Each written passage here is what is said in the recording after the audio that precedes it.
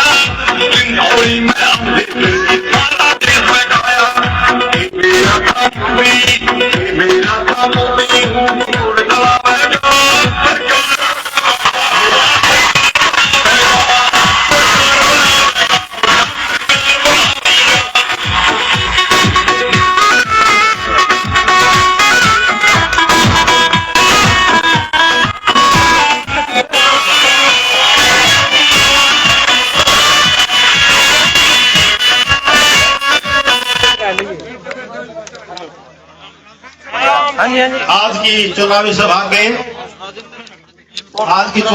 के मुख्य अतिथि आदरणीय प्रोफेसर वीरेंद्र सिंह जी एक बड़े मोटरसाइकिल के काफिलों के साथ में स्वागत करते हुए उनका स्वागत किया गया।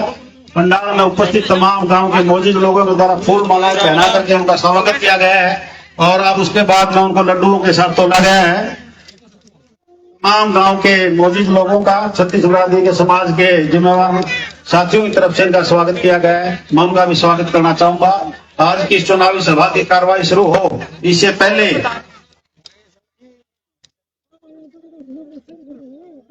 मेरे साथ में जो खड़े हैं आदरणीय मेसो मंच के सामने साथियों से अनुरोध है कृपया वो आगे से हटने का काम करें ताकि आज की सभा की कार्यवाही विधिवत रूप से चलाई जा सके। तमाम साथियों से अनुरोध है, जो सामने खड़े साथी हैं वो कृपया मेरे दाएं और बाएं दोनों तरफ दोनों खड़े कृपया हटने का काम करें। अनुरोध करूंगा,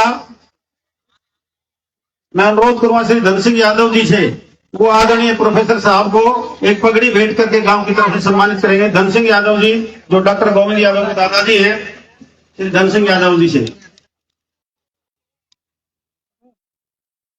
बहुत बहुत धन्यवाद यादव साहब।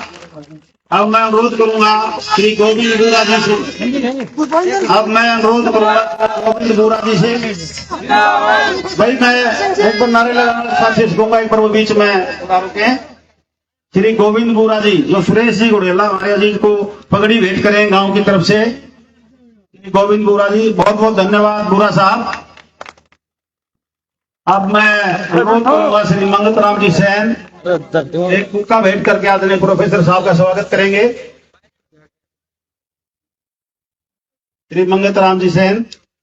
हाँ जी, यस, सामने जी सामने। श्री सुनील बेनीवाल जी और श्रवण सेन जी भी फूल भेंट करके आदरणीय प्रोफेसर साहब का स्वागत करेंगे। धन्यवाद बेनीवाल साहब।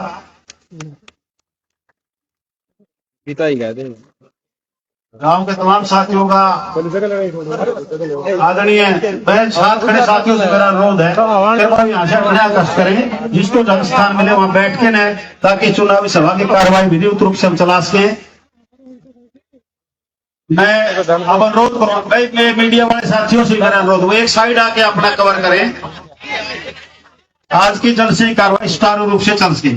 तमाम मीडिया के साथियों से अनुरोध है और दूसरे हमारे कार्यकर्ता साथियों से भी अनुरोध है, वो भी कृपया सामने हटने का कष्ट करें, ताकि पीछे बहुत लोग बैठे हैं उनको दिखाई नहीं दे रहा, नीचे गली में भी सामने लोग खड़े हैं।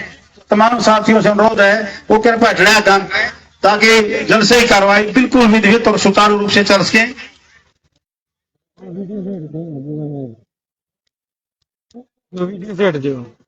एक मिनट होगी, एक मिनट होगी, वो पीछे बैठ जाओ। अब मैं अनुरोध करूंगा आदरणीय अजीत सुरेश गुड़ेला जी से वो आए और आदरणीय प्रोफेसर साहब का स्वागत करें। आदरणीय सुरेश गुड़ेला जी।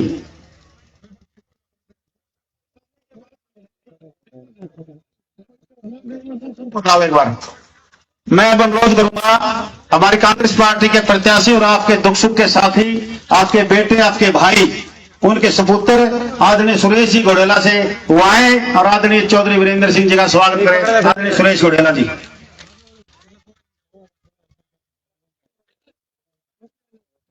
सभी को राम राम, नमस्ते। मंच पर विराजमान मेरे ताऊ जी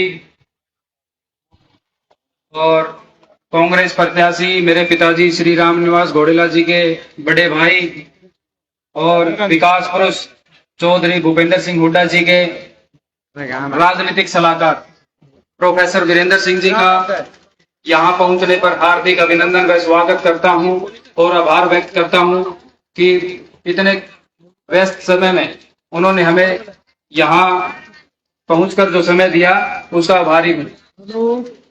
और यहाँ पर उपस्थित मेरे बुजुर्ग नौजवान साथी और मेरी मातृशक्ति, उनका भी तहे दिल से धन्यवाद व आभार व्यक्त करता हूं कि आपने इतनी गर्मी में चुनावी सभा में इतनी भारी संख्या में यहाँ पहुंचकर प्रोफेसर वीरेंद्र सिंह जी व घोड़ेला साहब का मान सम्मान किया, पगड़ी पहनाकर मान सम्मान किया। मैं इसका ऋणी रहूंगा और इसका धन्यवाद करता हूं कि आपने जो मान सम्मान दिया। आप सभी साथियों को पता है कि 5 तारीख का चुनाव है और कांग्रेस पार्टी की सरकार बनने जा रही है। कांग्रेस पार्टी की सरकार जब बनेगी, जब आप यहाँ से एमएलए बनाओगे घोड़ेला साहब, घोड़ेला साहब एमएलए जब बनेंगे, जब आप सभी कार्यकर्ता साथी बड़ी मजबूती से उनका साथ दोगे, क्योंकि घोड़ेला साहब पिछले 15 साल से निस्वार्थ भाव से आप लोगों के बीच में रहे हैं, सुख दुख में आते जाते रहे हैं तो अब आप सभी साथियों का फर्ज बनता है, क्योंकि आप सभी साथी कहते थे कि घोडेला साहब आप टिकट ले आओ, बाकी काम हमारा है। तो अब ये समय आ चुका है, अब 6 दिन है चुनाव के। तो हाथ जोड़कर मैं प्रार्थना करता हूं कि इन 6 दिन में, ये परीक्षा की घड़ी है, आप सभी साथी अपने आप को श्री रामनिवास घोडेला जी समझकर इस जो चुनाव की कमान है इसको संभाल लें, क्योंकि ये मौका बड़ी मुश्किल से आया है, बड़ी मेहनत से आया है, आप लोगों की मेहनत से आया है, आप लोगों के जो आपने पसीना बहाया है पिछले 10 सालों में, उसकी वजह से ये मौका आया। ये मौका बार बार नहीं आएगा, ऐसा साथी आपको बार बार नहीं मिलेगा। अगर अब चूक गए तो बहुत बड़ी भारी गलती हो जाएगी अपने से। मेरा हाथ जोड़ के प्रार्थना है आपसे, तो ये 6 दिन है, अपने बूथ लेवल पर मेहनत करो, अपने बूथ लेवल पर जिम्मेवारी संभालो, ताकि जवाबदेही भी अपनी होगी आगे। सरकार आने वाली कांग्रेस की है, अगर यहां से विधायक नहीं बना तो भी हम 0 हो जाएंगे। अब सरकार बनेगी कांग्रेस की, गरीबों की सरकार बनेगी, किसानों की सरकार बनेगी, व्यापारियों की सरकार बनेगी, रोजगार देने वाली सरकार बनेगी। तो हम सभी साथी आज संकल्प ले यहां से कि यहां से चौधरी श्री रामनिवास घोडेला जी को यहां से MLA बनाए और राज्य में कांग्रेस की सरकार बनाए और चौधरी भूपेंद्र सिंह हुड्डा जी को CM बनाए। आप आज यहाँ से संकल्प लेके जाओ और मेरे ताऊ प्रोफेसर वीरेंद्र सिंह को आश्वासन दो कि यहाँ से आप श्री रामनिवास घोडेला जी को MLA बनाओगे और कांग्रेस की सरकार बनाने में अपना पूरा सहयोग करोगे। ज्यादा कुछ नहीं है, ये नेताओं जी प्रोफेसर वीरेंद्र सिंह जी है जो राजनीतिक विचारों के धनी हैं। आपको सभी बातें संक्षेप में बताएंगे, आपको अच्छी तरह सुनना है। धन्यवाद। बहुत बहुत धन्यवाद अजीज सुरेश घोडेला जी। आदरणीय प्रोफेसर वीरेंद्र सिंह जी, जिसकी इंतजार में जरूरी काम धंधों को छोड़ के आपकी तपती दोपहरी में बैठे हुए हैं, वो अपना चुनावी संबोधन दे। इससे पहले मैं एक ऐसे साथी को 1 मिनट के लिए आमंत्रित करूंगा। हमारे पड़ोसी गांव सातोड़ गांव से हैं, जो किसान आंदोलन के दौरान बुरी तरह से इंजर्ड कर दिए गए थे। लंबे टाइम तक अस्पतालों में रह करके बड़ी मुश्किल से जिंदगी दोबारा इनको मिली। मैं 1 मिनट के लिए उनसे अनुरोध करूंगा, आदरणीय कुलदीप भाई से, कुलदीप राणा जी से वो आए और अपना संबोधन दे। भाई कुलदीप राणा।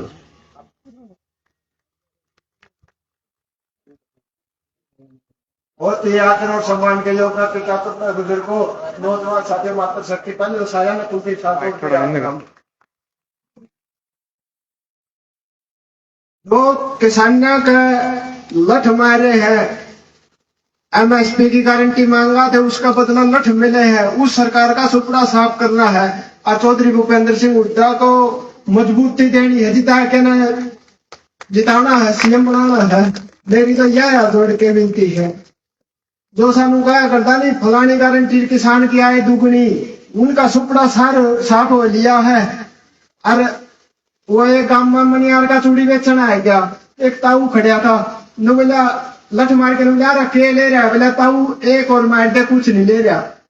लोकसभा का चुनाव में 1 लठ तो मारे दिया है, भाजपा का एक ही विधानसभा में और मार दे, सुपड़ा साफ है वहां। और किसानियों का बारे में अगर सरकार सोच सका है तो यह कांग्रेस सरकार सोच सका है, और कोई नहीं सोचता है। वो 56 इंची का कहने या सीना कड़े गुदड़िया में ढुके गया, वो लुकाया करता 56 इंची का सेना 46 फौजी शहीद करवाई दिए, 750 किसानियों ने खाई दी। मेरा वर्ग बिरानी कितने किसान घायल होके खाट में गिरवाए दिए। अगर असली अंदाता के साथी हो तो मैंने कहूँ कांग्रेस सरकार की मजबूती ने जीत करवा, चौधरी भूपेंद्र सिंह हुड्डा की जीत करवाओ। रामनिवास घोडेला साहब विधायक साहब 15 साल सत्ता देखने लाई रहे, सारे काम में मान रहे। जिस दिन घायल होया मेरा सबका पहले, मैंने तो सोधी कौन थी, सबका पहले मैंने हॉस्पिटल में मिलने वाले रामनिवास विधायक घोडेला जी है।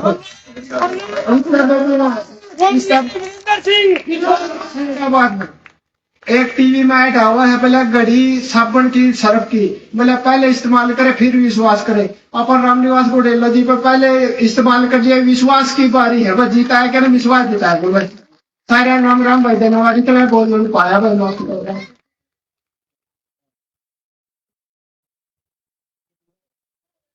बहुत बहुत धन्यवाद इस किसान योद्धा का, जो बिल्कुल चलने में भी बोलने में भी पूरी तरह से असमर्थ है। उसके बाद भी ये साथी अपनी बात रखने के लिए आपके बीच में आए, तो जोरदार तालियां बजा के इनका स्वागत करें।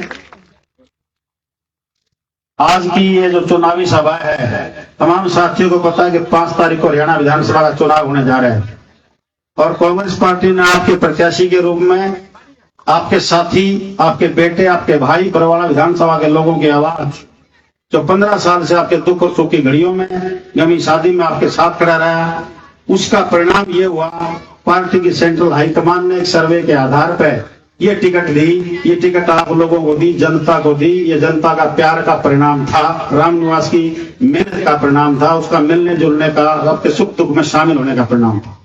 और आज की इस चुनावी सभा में जो मुख्य अतिथि जी, एडवाइजर साहब आदरणीय चौधरी वीरेंद्र सिंह जी बैठे हैं, ये वो शख्सियत हैं जब किसान की आवाज को दबाया जा रहा था, किसानों के ऊपर गोलियां चलाई जा रही थी, जुल्म ज्यादती की जा रही थी, उस दौर में ये चौधरी भूपेंद्र सिंह जी हुड्डा के एडवाइजर थे और आज भी हैं। जब ये आदरणीय चौधरी भूपेंद्र सिंह जी हुड्डा को समय समय पर जरूरत पर अच्छी सलाहें देते थे, बिना कसूर के, बिना किसी बात के, इन चौधरी वीरेंद्र सिंह जी एडवाइजर साहब को भी जेल की शिक्षों के अंदर डाल दिया गया था, ताकि भूपेंद्र सिंह हुड्डा को कमजोर किया जा सकता। ये व्यक्ति, ये वो शख्सियत है, ये चौधरी भूपेंद्र सिंह जो हुड्डा के आंख और कान भी हैं, ये सारा देख रहे हैं चारों तरफ से, कौन साथी काम कर रहे हैं, कौन नहीं कर रहे हैं। तो ये आपके बीच में उनका संदेश लेकर के आए हैं। तो मैं अनुरोध करूंगा आदरणीय एडवाइजर साहब चौधरी वीरेंद्र सिंह जी से, वो आए और अपना चुनावी संबोधन दें। चौधरी वीरेंद्र सिंह जी।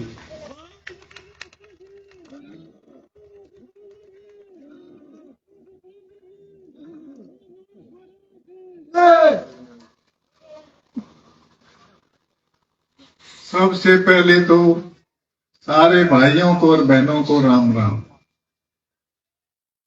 मैं कोई भाषण देने के लिए नहीं आया,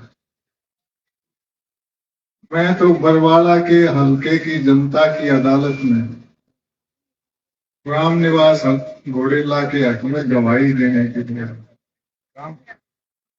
और हुड्डा साहब का एक संदेश लेके आया हूं। उन्होंने कहा है कि भाई मेरी ओर से बरवाड़ा के लोगों को ये कहना कि रामनिवास घोड़ेला बहुत भरोसे का, विश्वास का साथी है। अगर भाजपा को हराना है तो घोड़ेला को जिताना पड़ेगा, ये उनका सही। उन्होंने 2 बात और कही, एक तो ये कि वोट जरूर डालना, और दूसरा वोट खराब मत करना। जरूर डालने का मतलब ये है कि कई बार ताश खेलते रहते हैं और कहते हैं कोई बात नहीं, सतपाल हो तो जीता पड़ा है, एक बाजी और लगा दे। वोट जरूर डालना और वोट खराब मत करना। ऐसी जगह वोट मत डालना जो किसी काम की ना हो, वो वोट खराब हो जाएगी। आप तो भुक्तभोगी हो।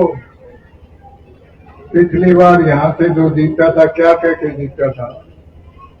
बीजेपी को जमुना पार भगाएंगे, यही कहा था ना, और बैठ के गोद में। एक कहता था 75 पार, दूसरा कहता था जमुना पार। नतीजा आने के बाद मिलजुल के बना दी सरकार, मचा दी लूटमार, मच गया हाहाकार। तो इनसे एक तो खराब नहीं करना। मैंने तो पहले ही कहा था, वैसे तो ये ज्यादा दिन की नहीं रह गई है।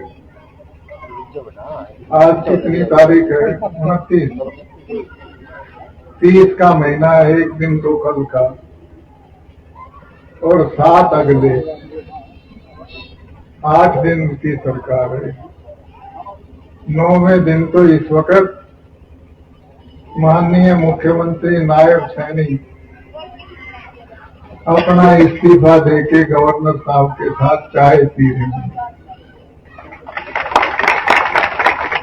और गवर्नर साहब का हुड्डा साहब को टेलीफोन भी आ चुका होगा कि आपकी पार्टी को भारी बहुमत मिला है, मुख्यमंत्री पद की शपथ कब लोगे, गवर्नर हाउस को सूचित कर दो।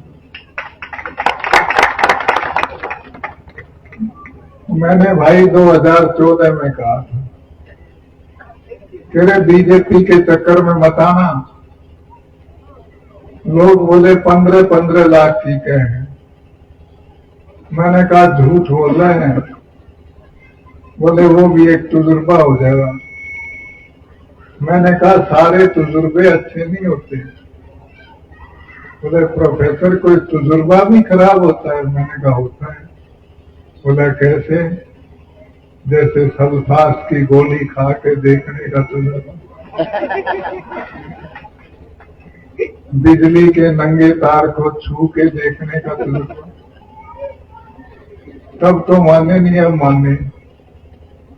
बोले प्रोफेसर वो सल्फास तो खाई गई, अब क्या रहेगा? मैंने कहा बस तो जाओगे, उतरे ओढ़ी पर तड़पोगे। एक्सपायरी डेट की थी। आया किसी के खाते में कोई आना। मैं नहीं कहता ये झूठ बोलते हैं बीजेपी वाले, सच ही बोलते होंगे भाई। आया होगा 15 लाख। खाते अच्छी तरह चेक कर लो। जिसके खाते में आ गए वो बीजेपी से बाहर वोट मत देना। जिसके में नहीं आए वो रामनिवास घोड़ेला की दे देना।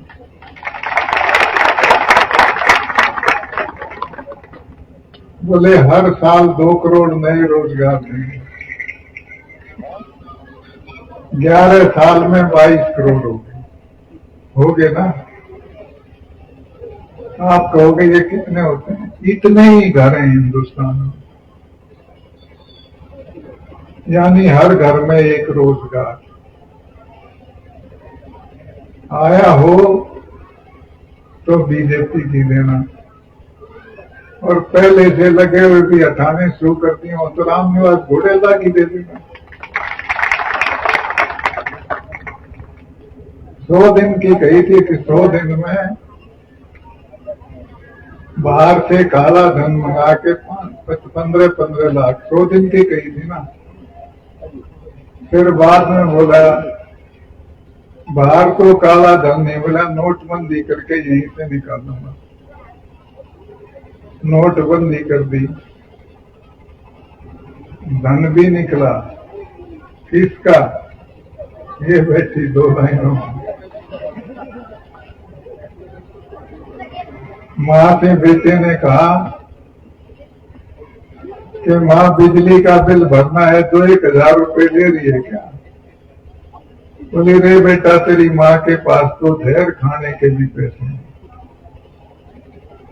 और रात को 9 बजे नरेंद्र मोदी टीवी पे आए और बोले कि मित्रों आज रात के 12 बजे के बाद 1000 का और 500 का नोट कागज का टुकड़ा हो जाएगा।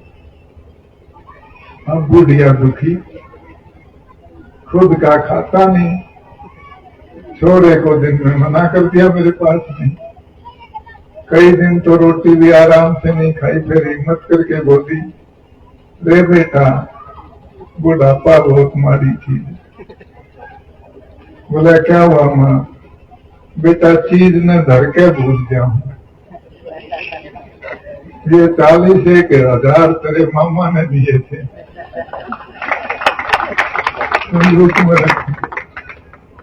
सबसे पवित्र धन। बटोरा बेच के, घी बेच के, अपने पेट काट के इकट्ठे किए।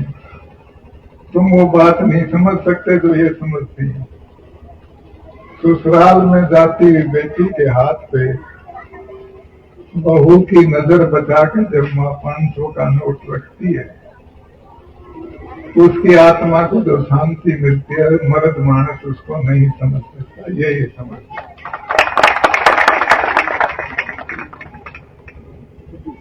इससे निकल जाओ। अब देखो, आजादी से पहले राजा रानी के पेट से पैदा होता,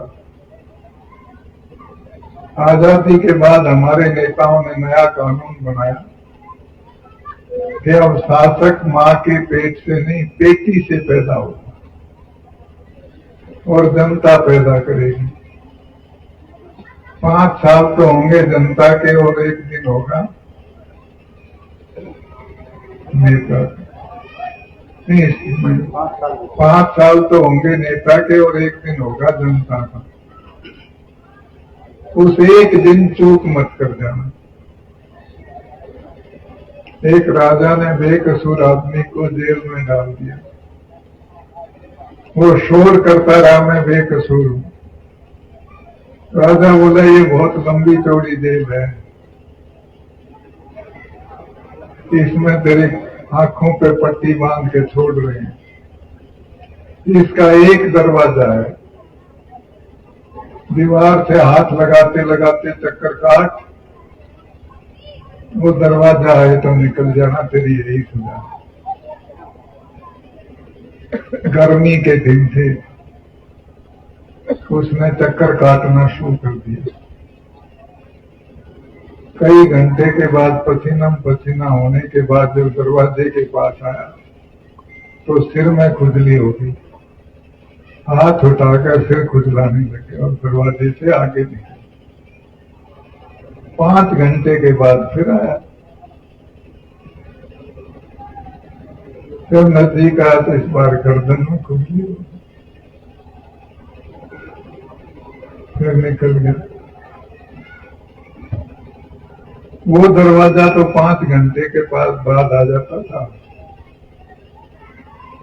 बरवाला के लोगों, ये दरवाजा इस बीजेपी की जेल से निकलने का 5 साल में आता है। ये खुजली करने की कोशिश करेंगे, कभी धर्म की कभी जात की खुजली मत होने देना, दरवाजे से निकल जाओ।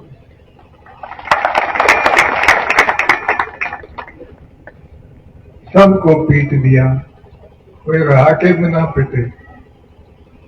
किसान पीटा, ये मेरा भाई जो अभी बोल रहा था,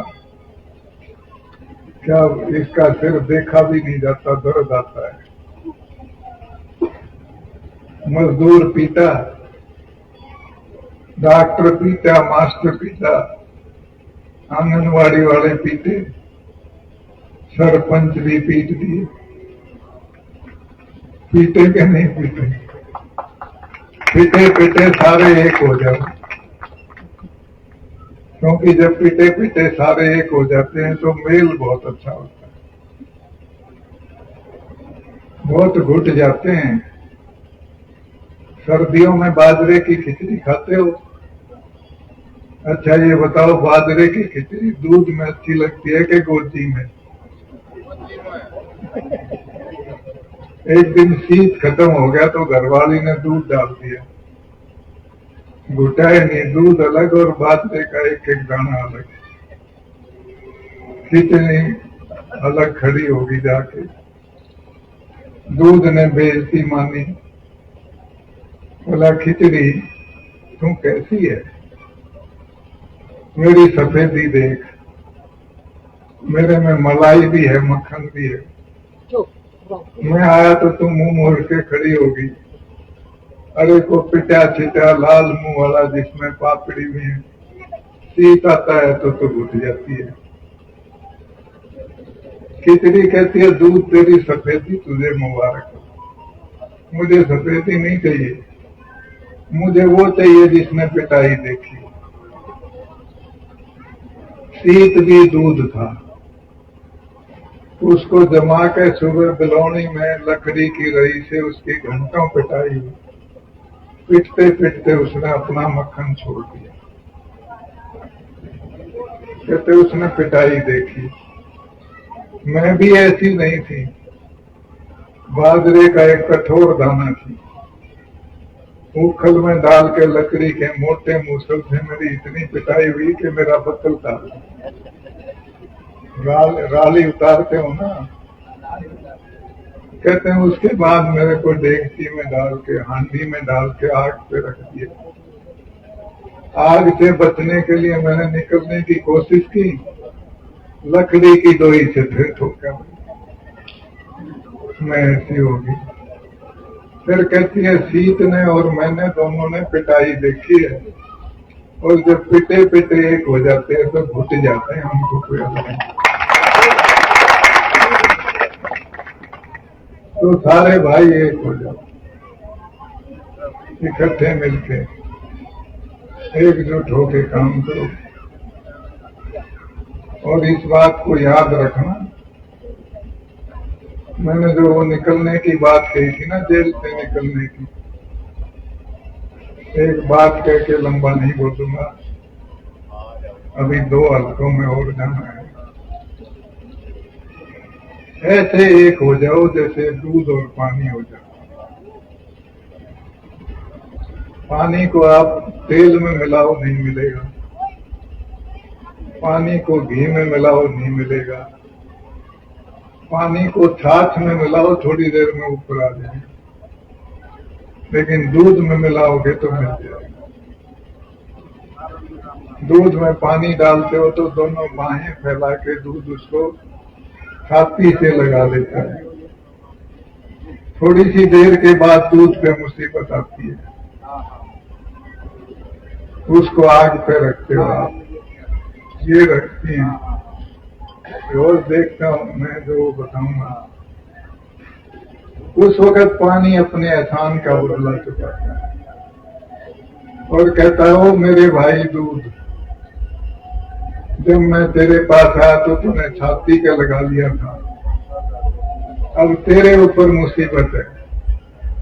मैं पानी तू दूध को विश्वास दिलाता हूं कि जब तक मेरी एक बूंद भी रहेगी, पहले मैं जलूंगा, बाद में तेरे ऊपर आता हूं। पानी जलने लगता है, पानी को जलता हुआ देख के दूध भी चुप नहीं बैठता, गुस्से में आता और गुस्से में उफड़ के देगची के किनारों से होता हुआ चूल्हे की आग को बुझाने की कोशिश करता है ना।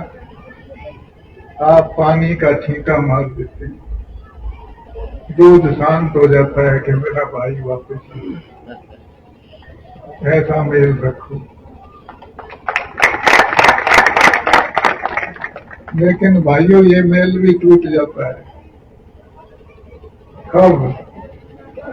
जब खटास आ जाए, नींबू की 2 बूंद निचोड़ दो, दूध के छिलके हो जाए।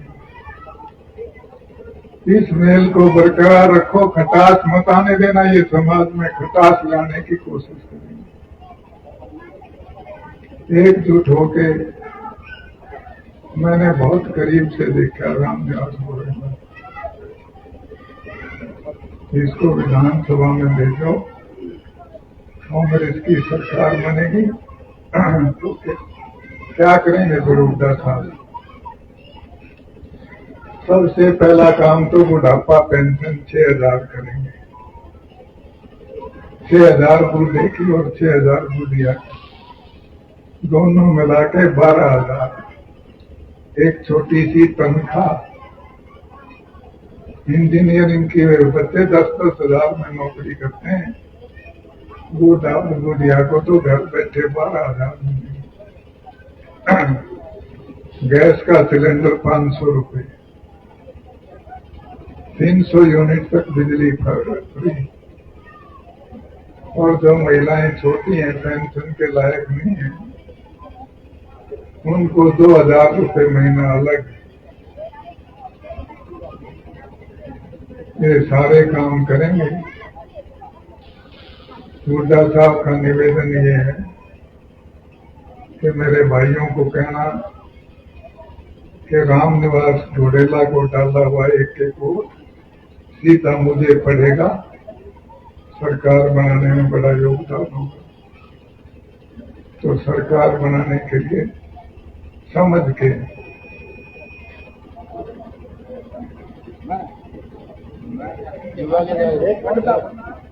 बाद में कोई जीवा के लिए कोई बात नहीं, बैठ कर ला जाए, कुर्सी बैठा दे। युवा के लिए करें बोले, मैंने कहा क्या बोलूं, कुछ बोलने जोगा छोड़ दिया हो इन्होंने तो बोल।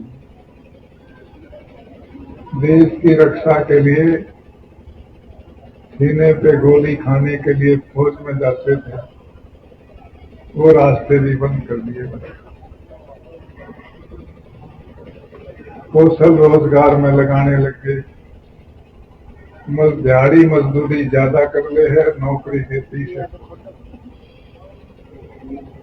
2 लाख पोस्ट खाली पड़ी हैं, उनको भरेंगे जिससे बेरोजगारी कम हो सके। भयंकर बेरोजगारी है प्रदेश में। उस हालत में जब आपने दिल्ली को 3 तरफ से घेर रखा है, रोजगार की अपार संभावनाएं, बेरोजगारों की एक फौज खड़ी कर दी, भविष्य खराब कर दिया नौजवानों का। रोजगार के नए साधन पैदा करेंगे।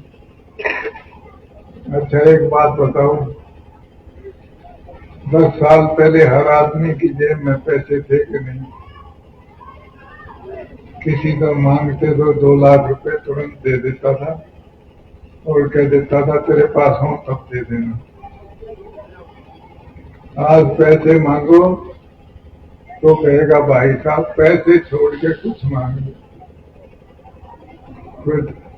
कोई देता है?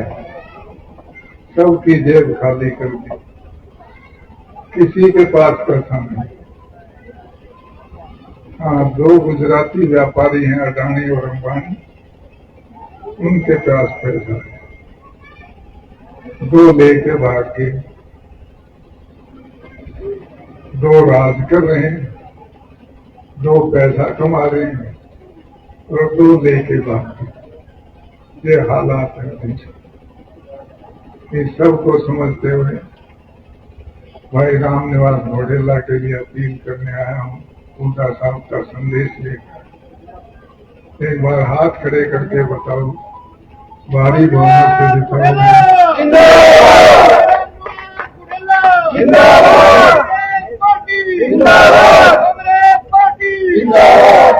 मैंने कोई गलत बात कही हो तो माफी चाहता हूँ। आप सबका बहुत बहुत धन्यवाद। जय हिंद।